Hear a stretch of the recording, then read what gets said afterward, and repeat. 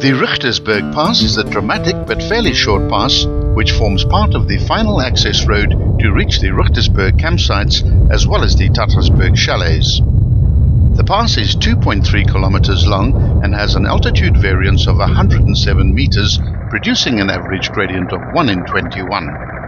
The views throughout the pass are magnificent as the road produces a variety of mountain and desert floor perspectives. First-time travelers of this pass will always be driving it from west to east, but due to the available light, we had to film it in the opposite direction. This pass would normally be approached from the north via the Sendlingsdrift gate, but it can also be driven via the Helskloof Pass.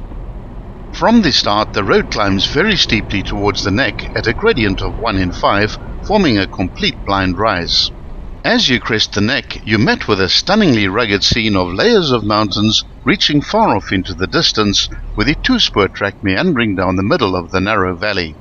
The track now drops very steeply down into the valley, and the first 20 or 30 meters is extremely rough. Select low range and trundle down the decline against compression. The steep section is over in minutes, and high range can soon be selected again for the duration of the pass. The road initially heads north-northwest, and the first 1.8 kilometers comprises some tight corners, in fact 9 of them in total, and some of them are quite sharp. In general terms, sharp corners are not much of an issue in the Richtersveld, as the average speeds tend to be quite low anyway, and there's always enough time to slow down. It's quite easy to get lost in the Richtersveld, so prepare yourself well if you're a first-time visitor, and pre-enter the GPS waypoints before you leave home.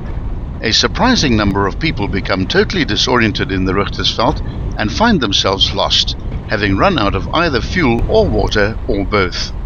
Remain on the main tracks and note and observe all the signs, as well as trust your GPS and your instincts. Avoid driving along riverbeds where there's no track. It's a smart idea to take a satellite phone with and have the number of the main office at Sendlingsdrift handy. They're in contact with the rangers 24 hours a day via VHF radio, which covers the entire park and could get assistance to you in the event of an emergency. Take the Richtersveld seriously. A fun day can quickly turn into a life-threatening situation.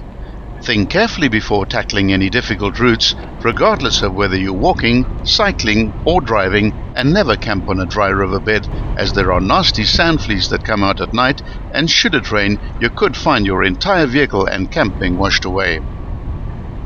At the 1.8 kilometer point, the track curves gently to the left and heads into the southwest as the rocky slopes give way to a sandy, almost flat plain, which widens as distance is gained. At first, the road hugs a steep-sided cliff where the pass ends at the 2.3 kilometer point, where the valley opens up into an even wider plain at an altitude of 370 meters.